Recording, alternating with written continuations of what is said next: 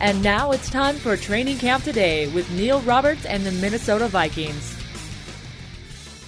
He was selected number 3 overall by San Francisco out of NDSU in last year's draft. Trey Lance, back up to Jimmy Garoppolo last season, but has been named the starter now for the 49ers. And joining us now to talk about that is NDSU quarterbacks coach Randy Hedberg. And Randy, boy, this has to be an exciting time for Trey. Well, a very exciting time for Trey. He's got an opportunity to be their starter with the 49ers, which is a good football team. And typically when you get picked 3rd overall, you probably aren't very good as a football team, but they have a good football team. They're good on the defensive side of the ball, and they're very good on the offensive line. And I think that's a good start for Trey to get into that situation. We talked before he went on that I was going to hit you with this one, but I had talk radio on last week, and Colin Cowherd had mentioned some quarterbacks he thought might boom or bust this year, and he said he didn't know how Trey Lance was going to make it with that throwing motion he has.